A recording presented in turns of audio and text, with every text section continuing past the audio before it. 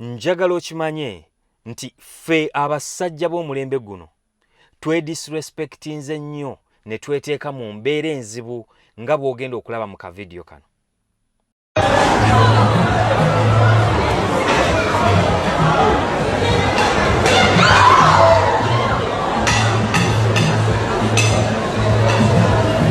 Disrespect oyagala kulaba yenkana wa gwe ng'omusajja okumanya nti ekyo ky'oli mukola si kituufu.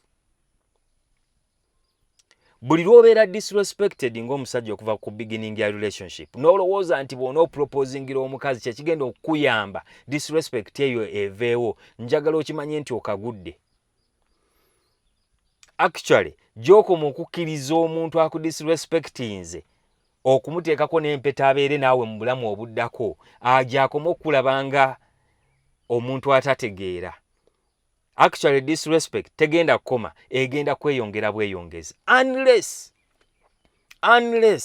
something ever changes. Gwe ng'omusajja n'okomyawo obusajja bwo in that relationship, otherwise it is going down.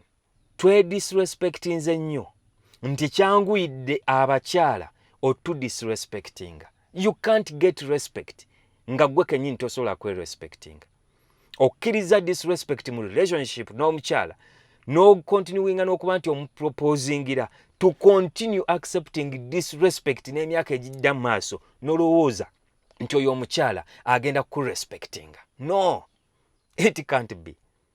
It is disrespect to yourself ng'omusajja okwegayirira omukwano okuva eri omukyala. It is disrespect eri gwe ng'omusajja okusaba omukyala akudisrespectinga obufumbo. Disrespect eri gwe ng'omusajja okwagala omukazi atakulinaamu feelings yadde, tali attracted to gy'oli n'oyagala otandika omusaba obufumbo, ofukamira ku kugulu okumu nti omusaba obeere naye mu relationship.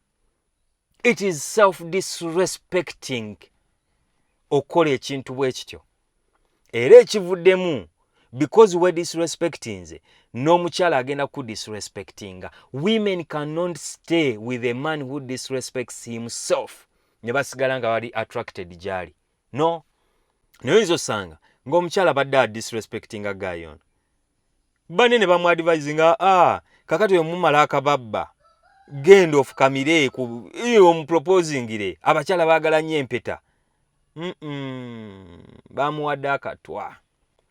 Ate bw'aba asobola okudisrespectinga bw'atyo mu bantu, my brother,